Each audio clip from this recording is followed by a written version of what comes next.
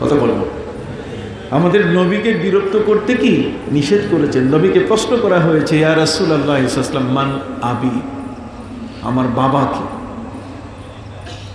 নবী করিম সাল্লাল্লাহু আলাইহি ওয়াসাল্লাম তিনি তাদেরকে বললেন, সালু আন্নি উজিবু লাকুম, তোমরা আমাকে বলো যে আমি রাসূল। উম্মি, ওই দুষ্ট দুরাচার নবীকে মূর্খ বলে। নবী নাকি কিছু জানেন না, তিনি কোনো অক্ষর ছিলেন না। নবীর জ্ঞান নাকি না জানলে তার জ্ঞান সীমিত, সীমাবদ্ধতা প্রমাণ হয়। অতএব নবী করিম সাল্লাল্লাহু আলাইহি ওয়াসাল্লাম তার উত্তর দিয়েছেন, সালু আন্নি। জামান মুবারক থেকে আল্লাহ তাআলার এই বাণী যখন বের হলো, তখনই ওই মজলিসের মধ্যে ওয়ালিদ ইবনে মুগীরা বসা ছিল। সে জামার হাতা কাঁসা দেওয়া শুরু করলো। হাতা কাঁসা পর্যন্ত, হ্যাঁ, এটার নাম হলো হাতা, আর এটা কি কাঁসা। তো হাতা কাঁসা শুরু করলো। যখনই হাতা কাঁসা শুরু করেছে, তখন সাহাবায়ে ইকরাম মাথার পাগড়ি খুলে কোমরে বেঁধে ফেলছে, বেল্ট, পুলিশের বেল্ট কোমরে বাঁধলে পরে কোমরে শক্তি হয়। খন্দকের যুদ্ধে সাহাবায়ে ইকরাম তারা কোমরের মধ্যে পাথর বেঁধেছিলেন। তার মানে কোমরে যদি পাথর বাঁধা হয়, কোমরে যদি বেল্ট বাঁধা হয়, তাহলে তার শক্তি বাড়ে। অতএব সৈয়দ আহমদ শহীদ বেরেলভী রহমতুল্লাহ আলাইহির উত্তর শুনি যায়, ওদের মাথায় যেমন পাগড়ি আছে, কিন্তু কোমরে বাঁধতে বেশিক্ষণ সময় লাগবে না। একেবারে দুনিয়া উজাড় করে একেবারে ঠান্ডা করে ফেলবে।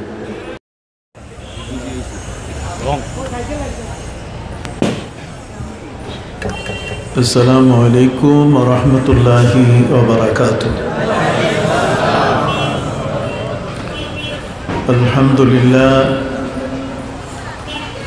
আলহামদুলিল্লাহ নাহমাদুহু ওয়া নাস্তাঈনুহু ওয়া নাস্তাগফিরুহু ওয়া নু'মিনু বিহি ওয়া নাতাওয়াক্কালু আলাইহি ওয়া নাউযু বিল্লাহি মিন শুরুরি আনফুসিনা ومن سيئات أعمالنا من يهد الله فلا مضل له ومن يضلله فلا هادي له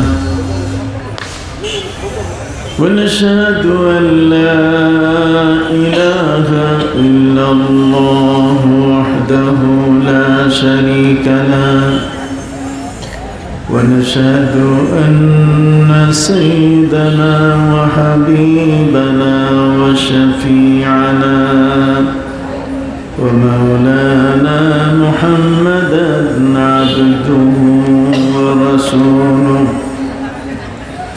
صلى الله عليه وعلى آله وأصحابه وبارك وسلم.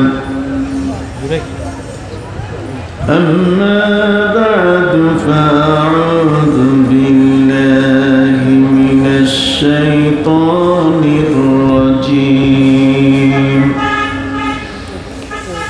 بسم الله الرحمن الرحيم.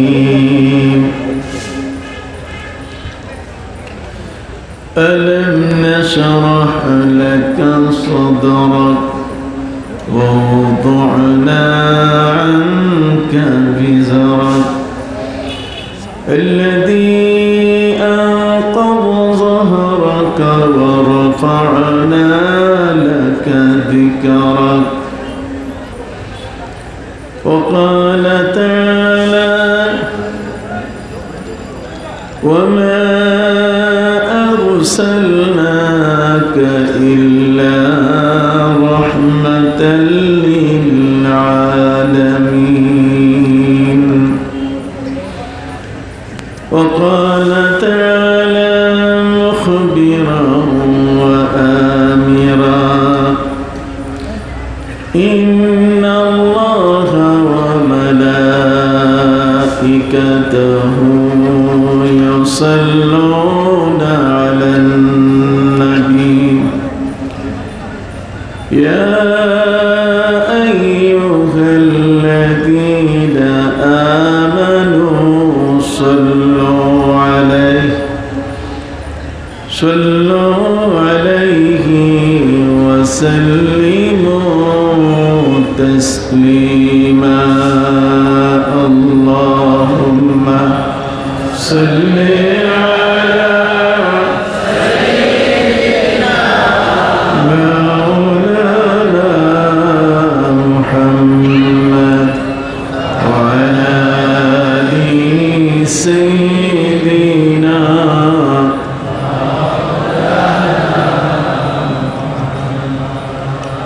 شفيع عاصياتهم وسيلة بك ساتهم شفيع عاصياتهم وسيلة بك ساتهم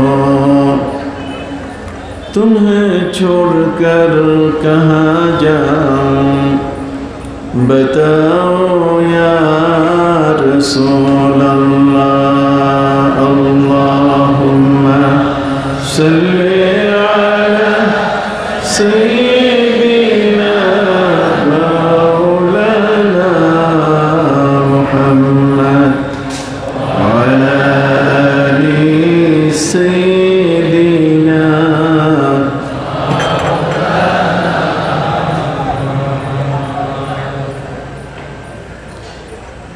বৃহত্তর রাখালগঞ্জ এলাকাবাসীর উদ্যোগে আয়োজিত পবিত্র ঈদে মিলাদুন নবী সাল্লাল্লাহু উপলক্ষে আজকের এই অনুষ্ঠিত মাহফিলের শ্রদ্ধাভাজন সভাপতি রাখালগঞ্জ দারুল কোরআন ফাজিল মাদ্রাসার হযরত মাওলানা মুফতি সিরাজুল হক শায়েস্তা সাহেব, আজকের প্রধান অতিথি সাহেবজাদায় ফুলতলি আল্লামা শিহাবুদ্দিন চৌধুরী সাহেব মতাজুল্লাহ আলী, প্রধান আকর্ষণ আল্লামা মুফতি গিয়াসউদ্দিন চৌধুরী সাহেব সাহেবজাদায় ফুলতলি, বিশেষ বক্তা রাখালগঞ্জ দারুল কোরআন ফাজিল মাদ্রাসার সম্মানিত অধ্যক্ষ জনাব মাওলানা মুফতি শিহাবুদ্দিন আলীপুরি এবং যিনি আমার বামে বসে আছেন দীর্ঘকাল ধরে রাখালগঞ্জ দারুল কোরআন ফাজিল মাদ্রাসাকে পাহারা দিয়ে যিনি এই প্রতিষ্ঠানের খেদমতে নিবেদিত ছিলেন সেই সাবেক অধ্যক্ষ মহোদয়, আজকের বিশেষ অতিথি জনাব মাওলানা মাহবুবুর রহিম সাহেব এবং আমার অত্যন্ত কলিজার আপন খুব কাছের রাখালগঞ্জ বাজার জামে মসজিদের সম্মানিত ইমাম ও খতিব হযরত মাওলানা হাফেজ মনজুর আহমদ সাহেব সহ এই বৃহত্তর সিলেট জেলার ইসলামিক ফাউন্ডেশন বাংলাদেশের জনাব ডিডি সাহেব, এর সাথে ইসলামিক ফাউন্ডেশনের পক্ষ থেকে যারা এসছেন তারা সহ রাখালগঞ্জ বাজার ব্যবসায়ীবৃন্দ, শ্রদ্ধাভাজন এলাকাবাসী, আমার বয়োজ্যেষ্ঠ বয়কনিষ্ঠ সমবয়সী এবং আমার অত্যন্ত আদরের যুবকেরা, আমার অত্যন্ত স্নেহের কচিকাচার শিশুরা, পর্দার আলে মা বোনেরা, সত্যিকার অর্থে আজকের রাখালগঞ্জ পবিত্র ঈদে মিলাদুন নবী সাল্লাল্লাহু মাহফিলে আসাটা শুধু একটি মাত্র কারণ, আমার ভাই জনাব হাফেজ মাওলানা মনজুর আহমদ। আপনি সকলেই জানেন গণপ্রজাতন্ত্রী বাংলাদেশ সরকারের মহামান্য রাষ্ট্রপতির আদেশক্রমে এই বাংলাদেশের যিনি মাদার অফ হিউম্যানিটি, প্রধানমন্ত্রী জননেত্রী শেখ হাসিনার সদয় বিবেচনায় গত কয়েকদিন আগে আমাকে ইসলামিক ফাউন্ডেশন বাংলাদেশের বোর্ড অফ গভর্নর্সের একজন গভর্নর হিসাবে নিয়োগ দান করেছেন। ফলে কাজের পরিধি অনেক বড় হয়ে গেছে এবং ব্যস্ততা এত বড় যে এই সময়ের মধ্যে কোথাও ছুটে আসা কঠিন। তারপরও আমাদের প্রিয় নবী সাল্লাল্লাহু আলাইহি ওয়াসাল্লামের পবিত্র মিলাদ শরীফ এই মাহফিলে আসতে পেরে আমি নিজেকে ভাগ্যবান মনে করছি। আশা করি আপনারা সকলেই ভালো আছেন। বহুদিন থেকে আপনাদের সাথে আমার দেখা নাই। প্যান্ডামিক সিচুয়েশন চলছে, বৈশ্বিক মহামারী করোনা ভাইরাস। আপনাদের কাউকে দেখলে মনে হয় না যে এটা আছে বাংলাদেশে, অথচ আমরা ঢাকায় প্রতিটি মুহূর্তে আতঙ্কে থাকি। সবসময় আমাদেরকে মাস্ক ব্যবহার করতে হয়, হ্যান্ডস ওয়াশিংয়ের জন্য হ্যান্ড স্যানিটাইজার সহ আর অন্যান্য যেগুলো আছে এগুলো আমাদের সাথে থাকে। সম্মানিত শুধু স্লোগান এসছে, no mask no service. Mask থাকবে না, দোকানের মাল আপনার কাছে বিক্রি করবে না। মাস্ক থাকবে না, হোটেলের খাবার আপনাকে দিবে না। মাস্ক থাকবে না, আপনার গাড়িতে চড়তে দিবে না, কোনো পরিবহনে চড়তে দিবে না, কোনো সিএনজিতে আপনি উঠতে দিবে না। বিশ্বব্যাপী এটার সেকেন্ড হোপ চলছে, দ্বিতীয় ঢেউ। এবং আমেরিকায়, সারা পৃথিবীতে এই একটি কঠিন এই মহামারী এবং আমাদের বাংলাদেশেও বর্তমান সময়ে আগের তুলনায় কিছুটা বেশি পরিমাণে দেখা দিচ্ছে। আল্লাহ পাক রব্বুল আলামিনের দরবারে ফরিয়াদ, তার মহান ওলিদের উসিলায় যেন আমাদের দেশের মানুষগুলোকে আল্লাহ যেন নিরাপত্তা দান করেন। এই অবস্থায় যেভাবে বসে আছে একটি কঠিন অবস্থা, তারপরও আমাদেরকে এই ভাইরাস আক্রমণ করতে পারছে না, এটা আল্লাহর অশেষ মেহেরবানি। আমি এখন আমার মূল কথায় চলে যাই। আপনি জানেন পবিত্র ঈদে মিলাদুন নবী সাল্লাল্লাহু আলাইহি ওয়াসাল্লাম এটা একটা শিরোনাম, এটা একটা হেডিং। যে কোনো কথা বলতে গেলে, যে কোনো লেখা লিখতে গেলে, কোনো প্রবন্ধকার যদি কোনো প্রবন্ধ লিখেন অথবা কোনো কবি যদি কবিতা লিখেন, তাহলে সেখানে সবচেয়ে ভালো একটা শিরোনাম, সবচেয়ে সুন্দর একটা শিরোনাম দেওয়ার জন্যে তিনি চেষ্টা করেন। এবং এই শিরোনামটা এমন একটা শিরোনাম হওয়া দরকার, শিরোনাম হওয়া উচিত যে যাতে করে পুরা লেখাটার মূল ভাবার্থটা ওই শিরোনামের মধ্যে চলে আসে। আপনি সকলে জানেন পবিত্র কোরআন মজিদের একটা নাম নয়, বরং এর 56টি নাম আছে। কয়টি নাম? আল কুরআনুল মজিদ, বাল হুয়া কুরআনুম মজিদুন ফি লাওহিম মাহফুজ। এটাকে আল কুরআনুল কারীম বলা হয়েছে। ইন্নাহু লা কুরআনুন কারীম ফি কিতাবিম মাকনুন লা ইয়ামাসসুহু ইল্লাল মুতাহহারুন।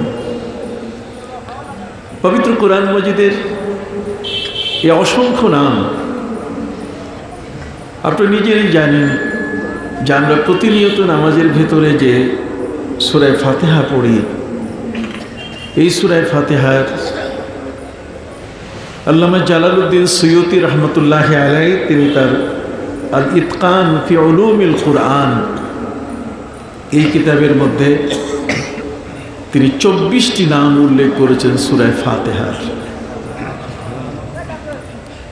যতগুলো নাম আছে এই সমস্ত নামের চেয়ে আমাদের কাছে পরিচিত নাম হলো কি? সূরাতুল ফাতিহা। এই সূরা ফাতিহা এটা একটা নাম, পৃথিবীতে আজকের কিছু মানুষ আছে যারা এই শিরোনামগুলো নিয়ে সমালোচনা করেন। যেমন তারা বলতে চান যে আমাদের পবিত্র কোরআনে একটা সূরা আছে, যে সূরাটির নাম হলো সূরাতুল বাকারা। বাকারা হলো গাভী, গাভীর নামে সূরা। এটা নিয়ে কেউ আমাদেরকে মস্কারা করে, কেউ আমাদেরকে এটা নিয়েও মজাক করতে চায়। সম্মানিত সুধী, আসলে এখানে যে বিশাল একটি ঘটনা লুকিয়ে আছে। সূরা বাকারার গাভী জবাই করার পরে একটা গাভীর গোশত 40 বছর পর্যন্ত যে মানুষটি মৃত মাটিতে পড়ে আছে, লাশ হয়ে আছে, অথবা 40 দিন পর্যন্ত যে মানুষটির হত্যা, তার হত্যাকারীকে খুঁজে পাওয়া যাচ্ছে না। এই হত্যাকারীকে খুঁজে পাওয়ার জন্যে আল্লাহ পাক রব্বুল আলামিন এক বিশাল কুদরতি কৌশল তিনি দিয়ে দিলেন। মারমুখী মানুষ, দুটো গ্রামের মানুষ, একদল বলছে তোমরা মারছো একে, আরেক দল বলছে না আমরা মারি নাই, তোমরা লাশ ফেলে দিয়ে গেছো। এই দ্বন্দ্বটাকে নিরসন করতে গিয়ে তারা তৃতীয় পক্ষ সালিস হযরত নবী মুসা আলাইহিস সালামের কাছে আসলেন। হযরত মুসা আলাইহিস সালাম তিনি বললেন, যেমন একজন মানুষের লাশ, যার বাড়ি এখানে সেখানে তার লাশ নাই, লাশ আরেক গ্রামে, অতএব সম্ভবত সেই গ্রামের কোনো ব্যক্তি তাকে মেরে ফেলেছে। হযরত নবী মুসা আলাইহিস সালাম সমাধান দিবেন কি? কোন নবী কোন যুগে নিজে কোনো সমাধান দেন নাই। কোন নবী কোন যুগে নিজে কোনো সমাধান দেন নাই, বরং প্রত্যেক নবী তাদের সময়কালে এই ধরনের উদ্ভূত পরিস্থিতি অথবা সমস্যা সমাধানের জন্য তারা সরাসরি আল্লাহর কাছে এর ফয়সালা চেয়েছেন। সুবহানাল্লাহ। আমাদের প্রিয় নবী সাল্লাল্লাহু আলাইহি ওয়াসাল্লাম সম্পর্কে পবিত্র কোরআন মজিদের সূরা আন-নাজমের মধ্যে আল্লাহ বলে দিয়েছেন, ওয়ামা ইয়ানতিকু আনিল হাওয়া ইন হুয়া ইল্লা ওয়াহয়ুন ইউহা। নবী নিজের পক্ষ থেকে কিছু বলেন না, যা তিনি বলেন আল্লাহর পক্ষ থেকে। নবী সম্পূর্ণ আল্লাহর নিয়ন্ত্রণে। নবীর মুখ থেকে যে কথাটি বের হয় এটি তার নিজের পক্ষ থেকে নয়, বরং সে কথাটি আল্লাহর বাণী। কথা বুঝতে পারছেন? অতএব যে ভাব আর ভাষা যেটা আল্লাহ দিয়েছেন সেটা আল কোরআন, আর যেখানে ভাব হচ্ছে আল্লাহর আর ভাষা হচ্ছে নবীর, এটার নাম হলো হাদিস। এটার নাম কি? হাদিস।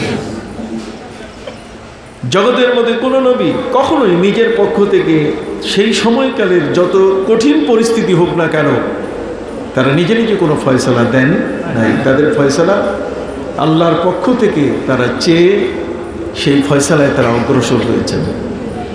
অতএব হযরত নবী মুসা আলাইহিস সালাম সেজদায় পড়ে আল্লাহর কাছে চাইলেন যে এটার ফয়সালা কি হবে। আল্লাহ সুবহানাহু ওয়া তাআলা বলে দিলেন, ইন্নাল্লাহা ইয়া'মুরুকুম আন তাযবাহু বাকারা। আল্লাহ তোমাদেরকে নির্দেশ দিলেন, নির্দেশ দিচ্ছেন যে তোমরা গাভী জবাই করো। এই যে গাভী জবাই করা, কি হবে গাভীতে? গাভী জবাই করলে সেই গাভীটা দিয়েই হত্যাকারী বের করা যাবে। এই সেন্সটা, এটা নতুন একটা বিষয় পৃথিবীর মধ্যে। এটা বুঝেও আসতেছিল না যে আসলে গরু জবাই করার জন্য আল্লাহ বললেন।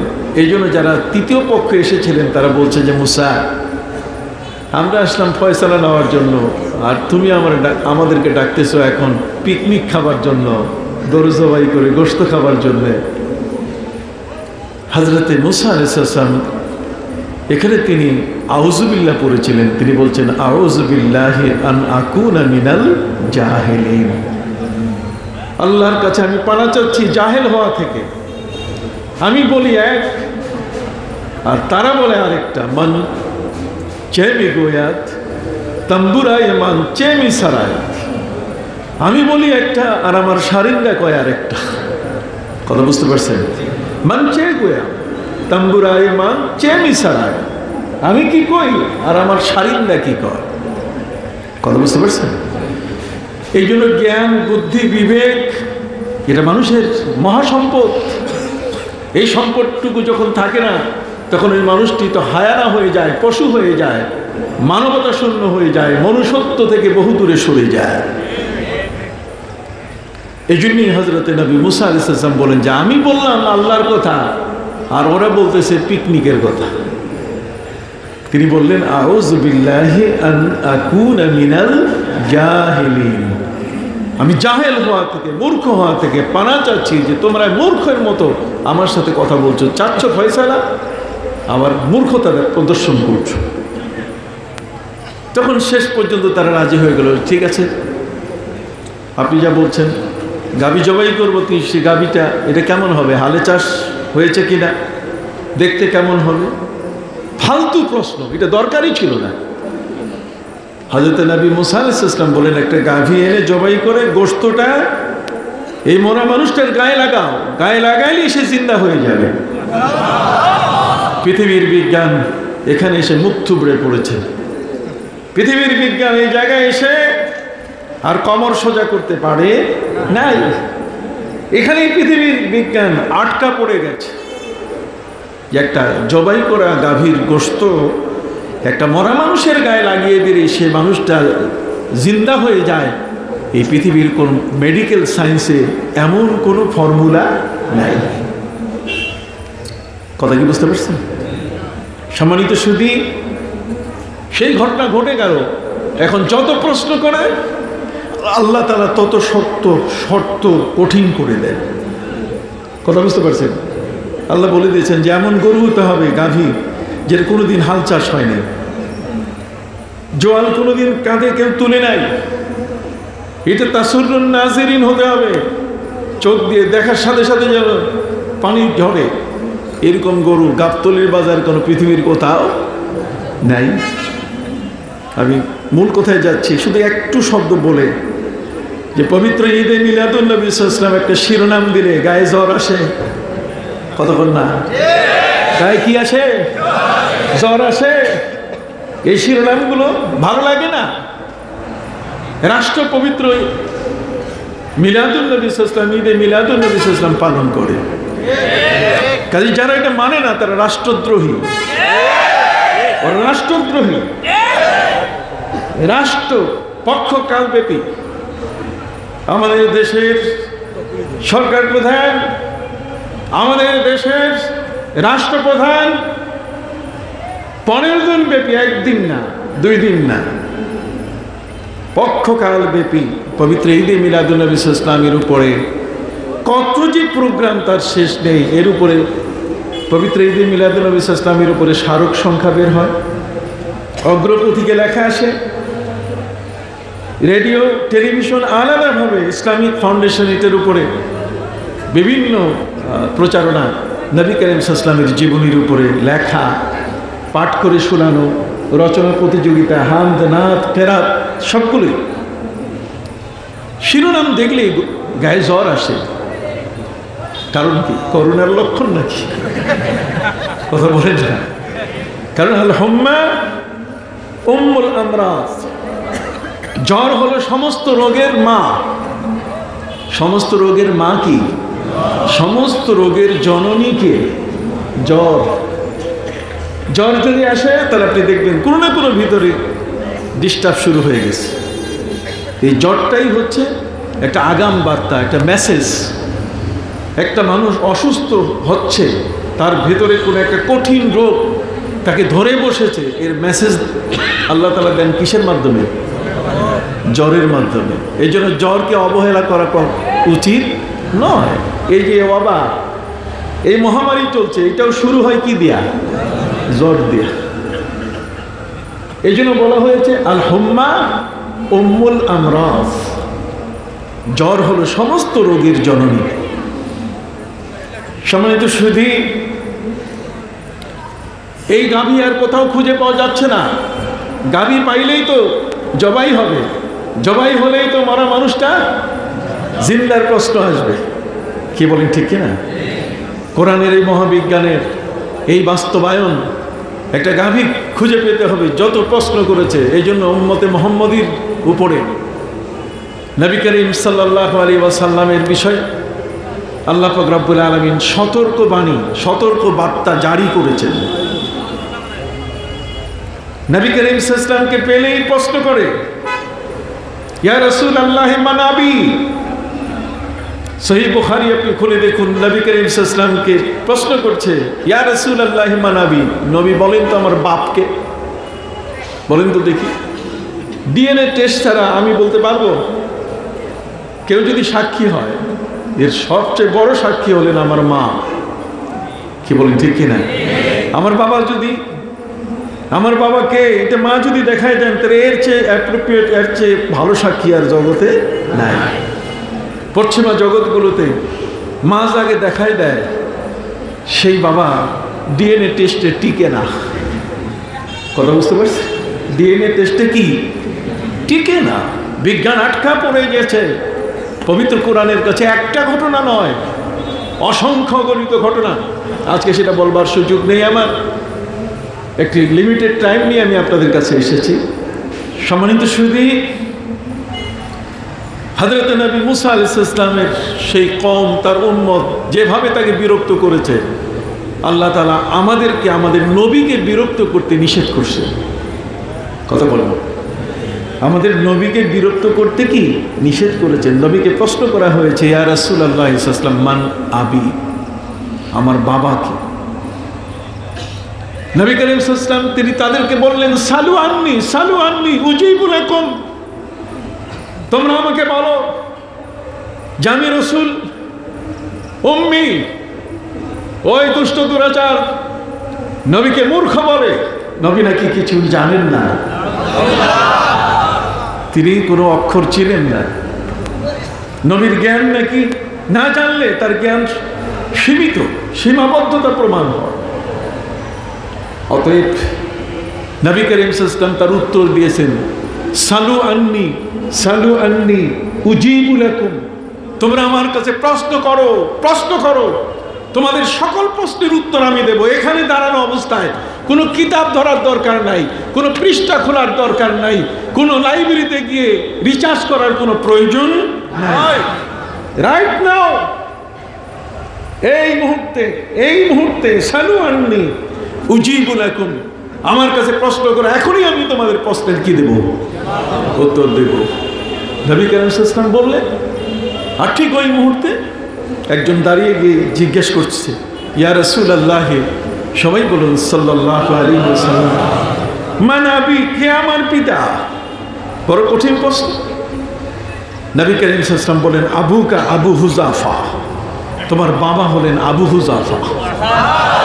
লোকটি অবাক হয়ে গেল যে তিনি আমার বাবার নাম সঠিকভাবে বলে দিয়েছেন। এইভাবে একের পর এক নবীকে তারা প্রশ্ন করা শুরু করলো। ওয়ালিদ ইবনে মুগীরা, তার সম্পর্কে নবী করিম সাল্লাল্লাহু আলাইহি ওয়াসাল্লামকে প্রশ্ন করা হলো যে নবী ওয়ালিদ ইবনে মুগীরা সম্পর্কে আপনার মন্তব্য কি?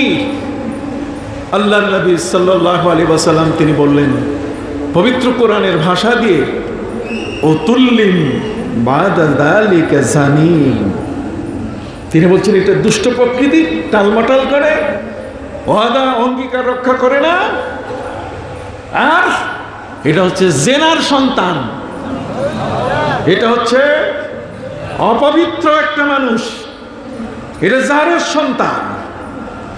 নবীজি যাকে জারজ বললেন, সেই সময়কালে এটার প্রমাণ আপনি কোথায় যাবেন? এই মেডিকেল সায়েন্স কি তখন ছিল?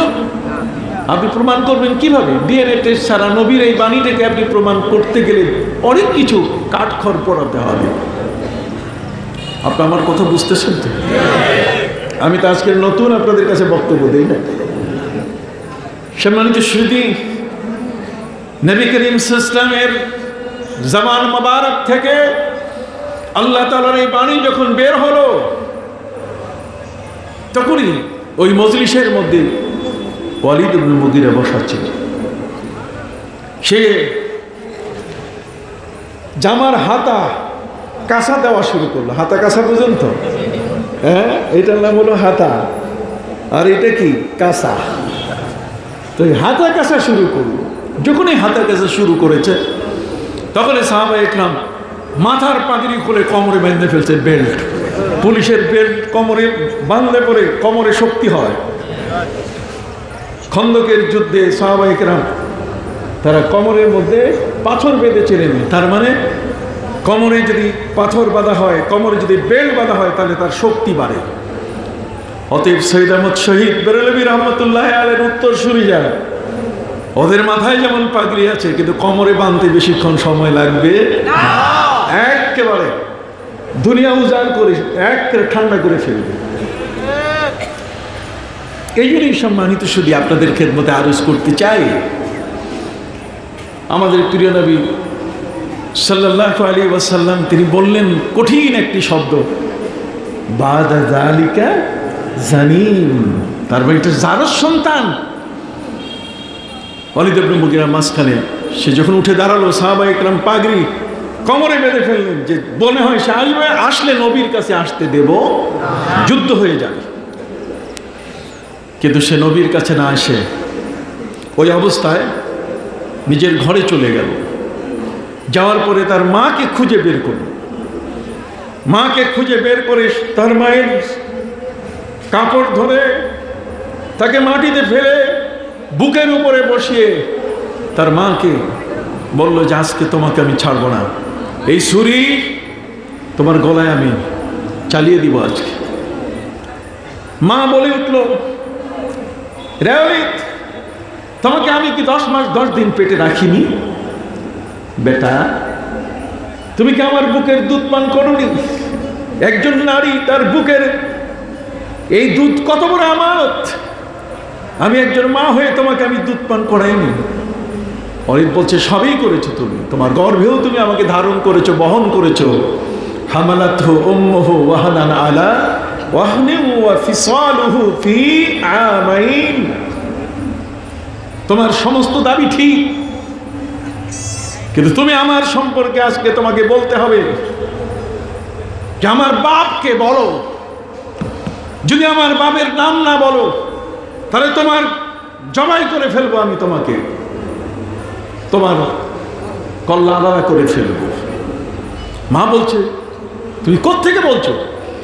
আমি প্রিয় নবী মুহাম্মদুর রাসূলুল্লাহ সাল্লাল্লাহু আলাইহি ওয়াসাল্লামের মজলিসে ছিলাম, তিনি আমার সম্পর্কে বলেছেন আমি নাকি জারজ সন্তান। আমি তার বিরোধী হতে পারি, আমি তার বিরুদ্ধে কথাবার্তা বলতে পারি, এটা ভিন্ন স্বার্থে, কিন্তু আমার মন গাওয়া দেয়, আমার অন্তরের সবচেয়ে বড় যে সাক্ষী, সেই সাক্ষ্যটা হলো যে মুহাম্মদ সাল্লাল্লাহু আলাইহি ওয়াসাল্লাম তিনি যা বলেন কোনো মিথ্যা কথা বলেন না। অতএব তোমাকে বলতে হবে আমার বাবাকে। এই তখন এই মা বলল যে তুমি উঠো, মুহাম্মদ সাল্লাল্লাহু আলাইহি ওয়াসাল্লাম সত্যি বলেছেন, তিনি সত্যিই বলেছেন। তোমার বাবার অবর্তমানে ওই মুগীরা বারবার আমার কাছে আসতো, এবং তার থেকেই তুমি জন্মগ্রহণ করেছো, নাম হয়ে গেল ওয়ালিদ ইবনে মুগীরা। কথা কি বুঝতে পারছেন? তার নবী সাল্লাল্লাহু আলাইহি সাল্লামকে যা বলা হয়েছে সেখানে কোনো জ্ঞানের কমতি আছে? তার নবীকে যে আপনি বললেন মূর্খ, এই শব্দটার বিচার কি হবে বলেন? এই শব্দটার বিচার কি হবে? এর জন্য কোন জজ কোর্টে, কোন আদালতের বিচার হবে? এর বিচার আল্লাহর আদালত ছাড়া হবে না। পৃথিবীর আদালতে হয়তো পার্সিয়ালিটি হতে পারে, কিন্তু আল্লাহর আদালতে এই মামলা দায়ের হলে কুশ্চিনকালেও এমন ব্যক্তি ছাড় পাবে না। নবীকে অপমান করা হয়েছে, যেখানে নবীকে তাওকীর করতে হবে। ওয়া তুআজ্জিরুহু ওয়া তুআক্কিরুহু, তাওকীর করতে হবে, শুধু তাজিম নয়। তাজিমের মধ্যে যেমন আজমত শব্দটি আছে, তাওকীরের মধ্যে তেমন ওয়াকার শব্দ আছে। এখানে ওলামায়ে কেরাম বসে আছে। ওয়াকার শব্দের অর্থ হলো এমন সামান্য কোনো শব্দ মুখ থেকে বের করা যাবে না যাতে করে তার বিন্দু পরিমাণ মানহানি হয়। আজকের মানহানি মামলা হয় পৃথিবীতে, কোটি কোটি টাকা জরিমানা হয়, কতক্ষণ না? আর নবীর সম্পর্কে মানহানি করছে, আর সেখানে আমরা চুপ করে ভোতম পেঁচার মতো বসে থাকবো? এটা কি হতে পারে? হাত উঁচু করে বলেন, হতে পারে? কখনোই হতে পারে না। আমি শিরোনাম নিয়ে আপনাদের সামনে কথা বলছিলাম আমাদের প্রিয় নবী সাল্লাল্লাহু আলাইহি ওয়াসাল্লামকে সবাই মিলে দেখে অ্যাকুরেট, যা বলে সব ঠিক। কাজেই প্রত্যেকেই এখন নবীজি সাল্লাল্লাহু আলাইহি ওয়াসাল্লামের কাছে প্রশ্ন করে। আল্লাহ পাক রব্বুল আলামিন অর্ডিন্যান্স জারি করলেন, আদেশ জারি করলেন, ইয়া আইয়ুহাল্লাযীনা আমানু লা তাসআলু আন আশিয়া ইন তুবদা লাকুম তাসুকুম। খবরদার, আমার নবীকে পাইলে প্রশ্ন করবে না। নবী যদি সব বলে দেন তাহলে আর সমাজে তুমি চলতে পারবে না। আমার নবীর কাছে তোমার 14 গোষ্ঠী, তোমার বংশের পুরা হিসাব আমার নবীর কাছে সব আয়নার মতো স্পষ্ট। আমার নবী সাল্লাল্লাহু আলাইহি ওয়াসাল্লাম বলেন, ওয়া হায়াতি ফীকুম খায়রা ওয়া মামাতি ফীকুম খায়রা। নবী করিম সাল্লাল্লাহু আলাইহি ওয়াসাল্লাম বলেছেন, আমার জীবন বেঁচে থাকাটা যেমন তোমাদের জন্য কল্যাণ, আমার ইন্তেকালও তোমাদের জন্য কল্যাণ। কেন? তুরাজু আলাইয়া আমালুকুম ফিল ইয়াউমিল ইতনাইন ওয়াল খামিস। নবী করিম সাল্লাল্লাহু আলাইহি ওয়াসাল্লাম বলেন, প্রতি সপ্তাহের 2 দিন আমার উম্মতের, এই পৃথিবীর কোটি কোটি উম্মতের আমলনামা আমার সামনে প্রতি সোমবার এবং বৃহস্পতিবার এটাকে উত্থাপন করা হয়, এটা পেশ করা হয়। এই পেশ করলে রাখালগঞ্জ থেকে কে আমাকে সালাম দিয়েছে, আমি তাকে চিনি, তার বাবাকে চিনি, তার মাকে চিনি, তার গোষ্ঠীর সবাইকে চিনি। আপনি হাদিস দেখান, কথা বলেন, আমরা কি লেখাপড়া করি নাই? পারলে কাটেন দেখি একটা শব্দ, একটা শব্দ পারলে কাটেন দেখি। আমি যা বলছি একটা শব্দ আপনি লাল কালি দেন দেখি, বুকে সাহস আছে কিনা। জীবনে কোনদিন পারবেন না। আমার নবী সাল্লাল্লাহু আলাইহি ওয়াসাল্লাম বলছেন, আইয়ুকুম মিসলি, বলো আমার মতো কে আছো তোমরা পৃথিবীতে, কোন দিক থেকে আমার মতো আছো, জ্ঞানে, গুণে, গরিমায়, আদর্শে, কথা কোন কোন এমন একটা দিকে নবীর সমকক্ষ পৃথিবীর কোন উম্মত, কোন নবীর হওয়ার কি সুযোগ আছে? আল্লাহ তাআলা তাকে মাকামে মাহমুদ দিয়েছেন, সর্বোচ্চ প্রশংসিত স্থানের মালিক তাকে বানিয়েছেন। জগতের কোন শিক্ষকের ছাত্র তিনি তাকে বানান নাই। জগতের কোন শিক্ষক যদি নবীজিকে ছাত্র বানাতো তাহলে সেই শিক্ষক মোহাম্মদ নাম ধরে ডাকতো। আল্লাহ বলছেন, আমি নিজে আমার নবীর নাম ধরে ডাকি না। জগতের মধ্যে যত নবী আছেন সকলের নাম ধরে আমি ডাকছি। আমি বলেছি, ইয়া নূহ আনিসনাইল ফুলকা, আমি বললাম নূহ তুমি নৌকা বানাও। আমি বলেছি, ইয়া নূহ ইন্নাহু লাইসা মিন আহলি ইন্নাহু আমালুন গায়রু সালিহ। হে নূহ, খবরদার, তোমার এই ছেলে কেনান তোমার নয়। খবরদার, তার সম্পর্কে তুমি আমাকে প্রশ্ন করবে, ক্ষমা চাইবে না। নবী ইব্রাহিমের নাম ধরে আল্লাহ বলছে, ফালাম্মা তাল্লাগু লিলজাবিন ওয়া নাদাইনাহু আইয়া ইব্রাহিম। যখন হযরত নবী ইব্রাহিম আলাইহিস সালাম তার ছেলে ইসমাঈলকে শোয়াই দিলেন, গলায় ছুরি দিলেন, তখনই আল্লাহ বললেন, যে তো দিল সবাই কইরা, সারা আকাশ বাতাস, আরশ ফরশ, জগৎ কেঁপে উঠল। আল্লাহ পাক রব্বুল আলামিন জিবরিল আমিনকে বললেন, তাড়াতাড়ি চোখের পলকের আগে তুমি জান্নাত থেকে দুম্বা ইসমাইলের গলা সরিয়ে সেখানে বসায় দাও। আল্লাহ বলছেন, ওয়া নাদাইনাহু আইয়া ইব্রাহিম, ইয়া ইব্রাহিম। ইব্রাহিম আলাইহিস সালামের নাম ধরে আল্লাহ তাকে ডেকেছেন। শুধু তাই নয়, বরং পবিত্র কোরআন মজিদে আল্লাহ পাক রব্বুল আলামিন বলেন, ওয়া মা তিলকা বিয়ামিনিকা ইয়া মূসা ক্বালা হিয়া আসায় أتوكل عليها وأهش بها على غنمي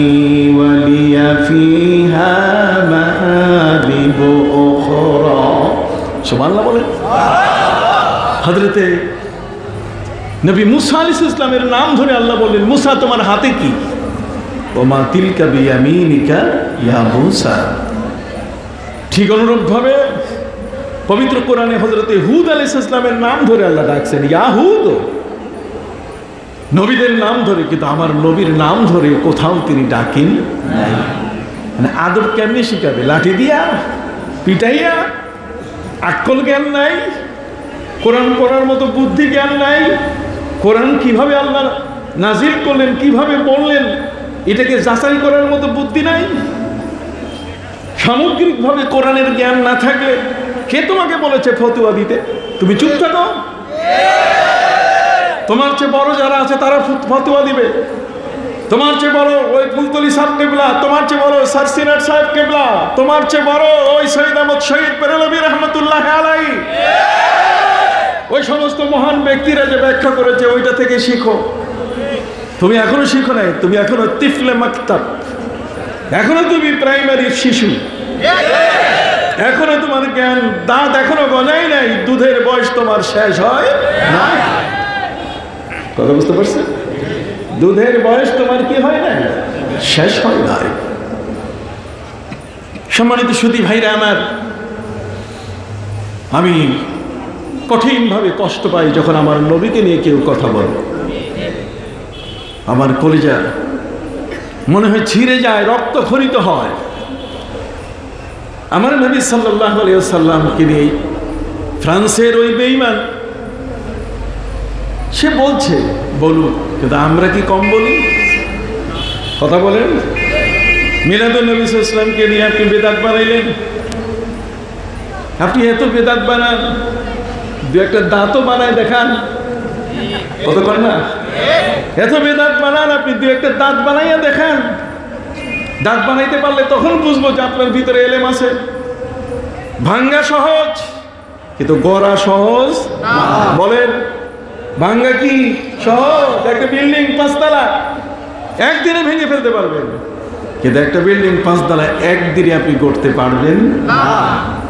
ওটার শাটারিং করতে হবে, ওটা সাল দিতে হবে, স্ট্রাকচার ডিজাইন আছে, কত কিছু আছে।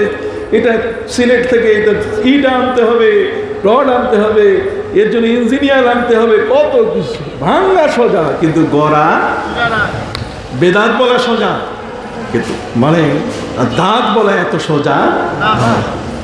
অতএব সম্মানিত শুধু বিনয়ের সাথে আপনাদের কাছে আমি বলতে চাই, আজকের ইসলামিক ফাউন্ডেশন বাংলাদেশের গভর্নর হিসাবে আমাকে কথা বলতে হচ্ছে। কি বলি? আমি কিন্তু এখন আগের আপনাদের সামনে ডক্টর মৌলানা কাফিল উদ্দিন সরকার সালেহী ডক্টরেটটা হওয়ার আগেও তো আমি এখানে আপনাদের সামনে বক্তব্য দিয়েছি। কি বলেন, ঠিক না? এই মায়া আর এই মহব্বতে আমি দৌড়ে এসেছি আপনাদের কাছে। কথা খেয়াল করেছেন? খুব মনে পড়ে আমাদের শায়েস্তা সাহেব এখানে আছেন, আরো অন্যান্য আমাদের হুজুর তো আছেনই, অনেক মুরব্বী এখানে বসা আছে, মুখ চেনা। সম্মানিত সুধী, এই কারণে আমি আপনাদের খেদমতে যে কথাটি বলতে চেয়েছি সেটা হলো, আমাদের প্রিয় নবী সাল্লাল্লাহু আলাইহি সাল্লামের নামটি ধরেও আল্লাহ পাক রব্বুল আলামিন ডাকেন ইয়া মুহাম্মদ, কোরআনে কোথাও নাই। বরং যারা নবীর নাম ধরে ডেকেছে আল্লাহ ওদেরকে বলছেন যে এগুলো বেআক্কল, এগুলোর একটারও আক্কল নেই। পবিত্র কোরআন মজিদে আল্লাহ বলেন, ইন্নাল্লাযীনা ইউনাদুনাকা মিন ওয়ারাইল হুজুরাত আকসারুহুম লা ইয়াকিলুন ولو أنهم صبروا حتى تخرج إليهم لكان خيرا لهم سبحان الله।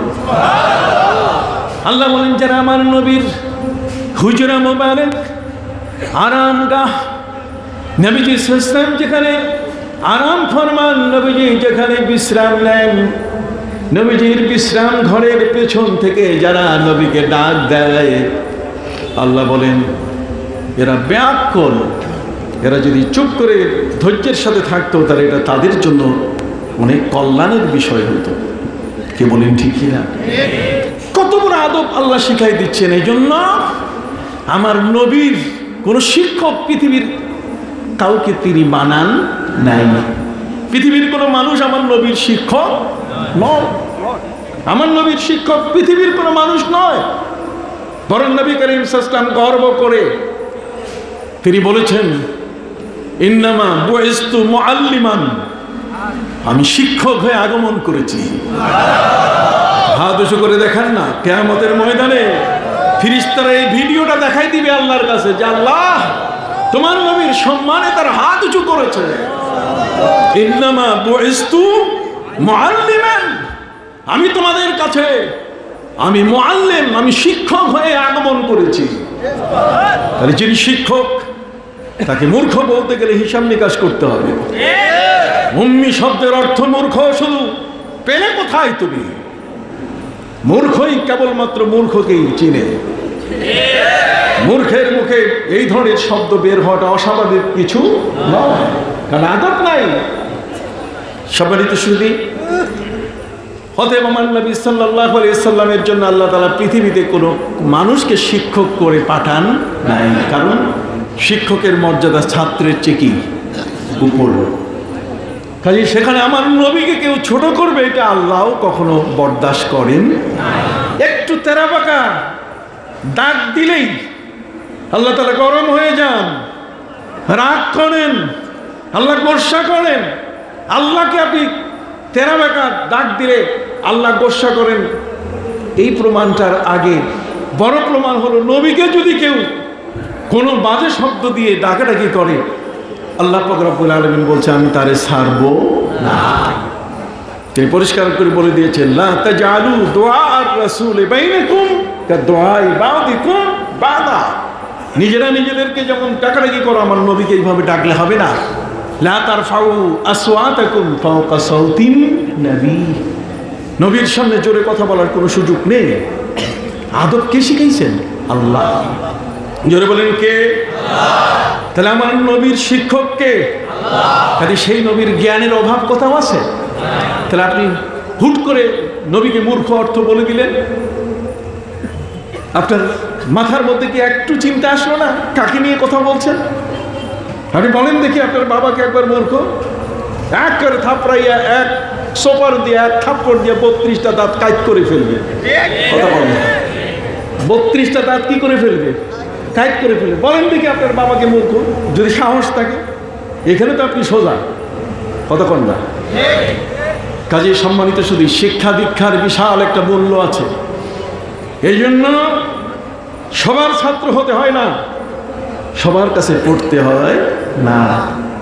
কথা বুঝতে পারছেন? সবার ছাত্র হতেও হয় না, আর সবার কাছে কি পড়তেও হয় না। তাহলে আপনার দিমাগ নষ্ট করে দেবে, মন নষ্ট করে দেবে, মানসিকতা নষ্ট করে দেবে। যা হোক, আমি তো কথা বলা শুরু করলে কোন সাগরে চলে যাই আমি নিজেও খুঁজে পাই না, আমি নিজেই হারিয়ে যাই। আমার প্রিয় নবী সম্পর্কে আমার বই একটা আসতেছে নতুন করে, আবার 1000 পৃষ্ঠার, যে পবিত্র কোরআন ও সুন্নাহর আলোকে নবী প্রেম।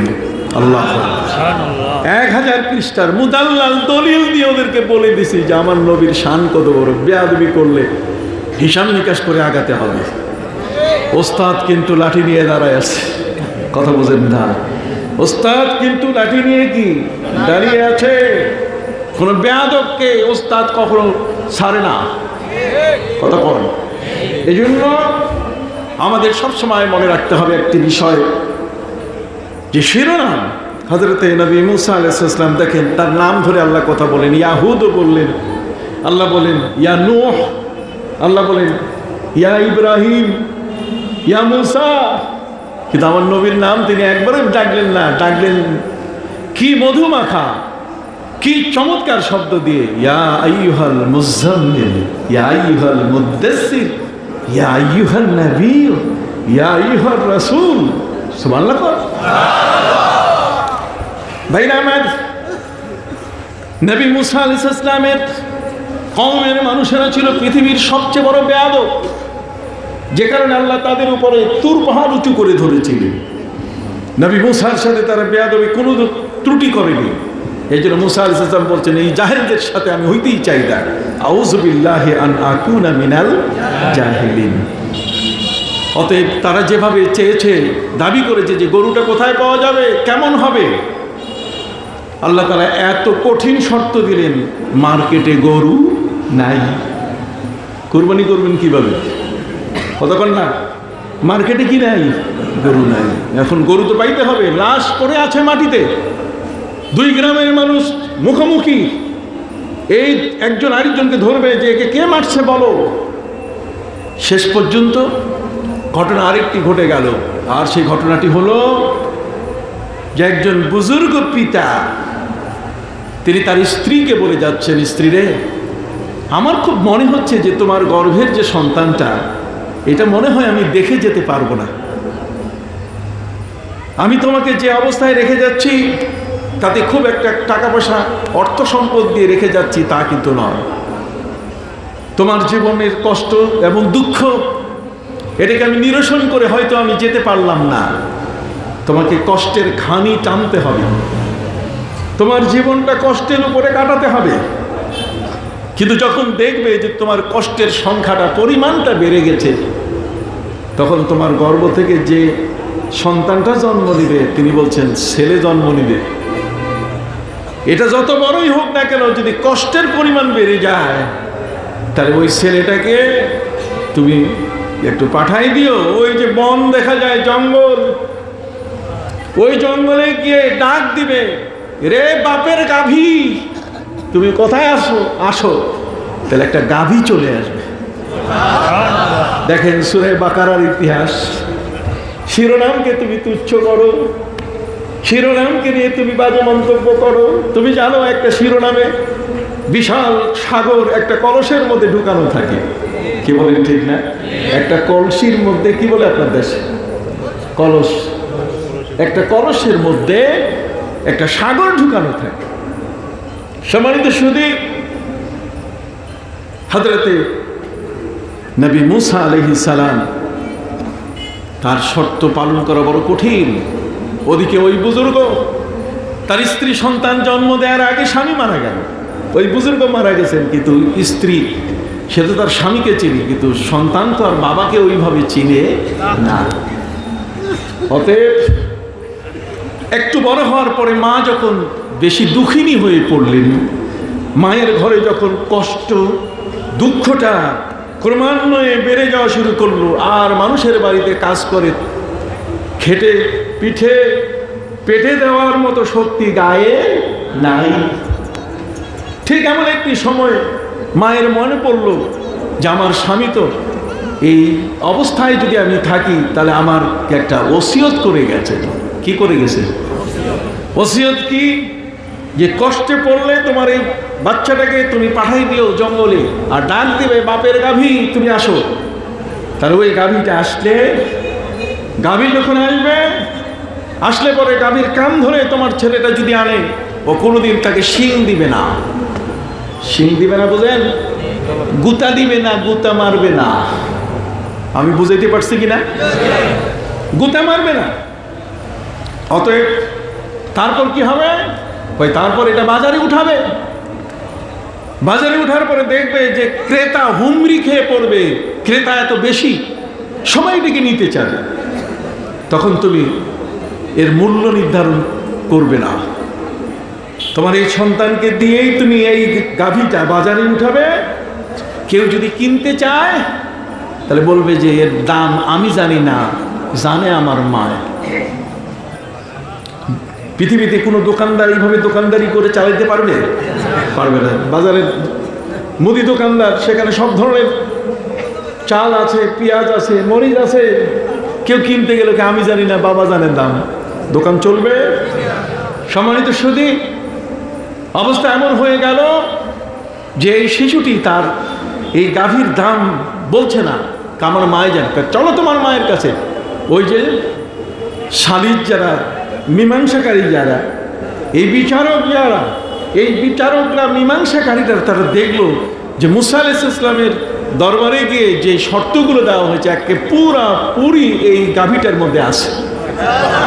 অর্থাৎ এটাই কিনতে হবে, যত মূল্যে হোক, বাড়িতে গিয়ে বলে, রে মা, এই গাভীটা তো তোমার। কাহা? কয় দাম কত? আমি জানি না এটার দাম কত। কয় তাহলে তোমাকে দাম পরিশোধ করব কি করে? কয় আমার স্বামী বলেছেন যদি ওই শর্তে হয় তাহলে নিতে পারো, না হলে গরু বেচবো না। সেটি কি? কয় জবাই করার পরে এর চামড়াটা যখন খোলা হবে, চামড়াটা খালাস করা হবে, যখন ওই চামড়াটা মাটির উপরে বিছাই দেওয়ার পরে এর উপরে যত স্বর্ণরূপ্য ধরবে অতগুলো না দেওয়া পর্যন্ত এটা আমি বেচবো না। সুবহানাল্লাহ বলেন। দেখছেন একটা গরিব পরিবারকে আল্লাহ তাআলা কিভাবে সহযোগিতা করতেছেন। আর ঘটনা ঘটে গেছে আরেক জায়গায়, লাশ পড়ে আছে 40 দিন অথবা 40 বছর। ওখানে সমাধান হওয়া খুব দরকার। গরুর দাম যাই হোক, সালিস বলছে, তৃতীয় পক্ষ মীমাংসাকারী পক্ষ তারা বলছে হ্যাঁ, যা দাম চাও দিয়ে দিব। ব্যাস, আল্লাহ পাক রব্বুল আলামিন একটি পরিবারকে এই গাভীটা দিয়ে তিনি লাভবান করলেন। আর অপর দিক থেকে ওই গোশতটা, গাভীর গোশতটা যখনই সে মরা মানুষটার গায়ে টাচ করলো, টাচ করার সাথে সাথে সে জিন্দা হয়ে গেল, চোখ মুখ ভাষা তার খুলে গেল। তাকে জিজ্ঞাসা করা হলো, তোমাকে মেরেছে কে বলো? এই গ্রামের কোনো মানুষ? হয় না, এই গ্রামের কোনো মানুষ মারে নাই, মারছে আমার ভাতিজা, আমার নিজের বাড়ির মানুষ আমাকে মেরে ফেলছে। ও কাঁধে করে লাশটা ফেলে দিয়ে গেছে যাতে করে ওর উপরে কেউ যেন দোষারোপ করতে না পারে। কয় কারণ হচ্ছে যে আমার একটা মেয়ে, একটি মাত্র মেয়ে আমার, এই মেয়েটা বড় হয়েছে, ওই ভাতিজাটা বিয়ে করতে চেয়েছে, আমার সহায় সম্পদ দেখে সে বিয়ে করবেই, কিন্তু এটা আন্ডার ম্যাট্রিক, এটা নাম লেখলে জিলাপি বানায়। কতক্ষণ না, এটার নাম লেখলে কি বানায়? জিলাপি বানায়। জিলাপি বুঝেন তো? তার মানে নাম মনে হয় কাঁকড়া হাঁটছে। অতএব আমি তাকে দিতে চাই না, এই জন্য আমার মেয়েটাকে নেওয়ার জন্য, আমাকে হত্যা করে আমার সম্পদ, আমার মেয়ে দুটোকে নেওয়ার জন্য সেই কাণ্ড ঘটিয়েছে। দেখেন আল্লাহ তাআলা হত্যাকারী বের করে দিলেন কিনা? জোরে কোন? তাহলে এত বড় একটা ঘটনা, ইতিহাসের বিশাল একটা ঘটনা এখানে লুকিয়ে আছে। কাজেই সূরাটার নাম কি? সূরা বাকারা।